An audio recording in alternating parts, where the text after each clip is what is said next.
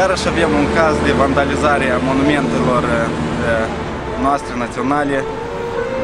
Acești oameni iar au vandalizat monumentul eroilor comsomoliști care au luptat pentru patria noastră și care au muncit pentru construirea și făurirea Moldovei.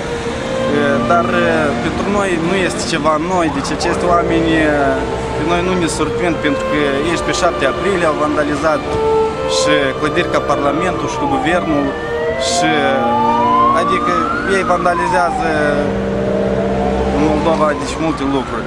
Și noi vedem și în lume ce fac naționaliștii și anticomuniștii.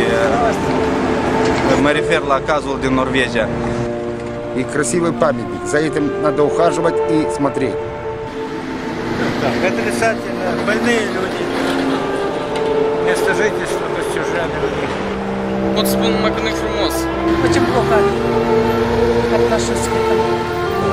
Ну и, наверное, люди без мозга сделали это, которые как не разбираются. Я не думаю, что умный человек это сделал. Очень плохо. Мы уважаем эти памятники.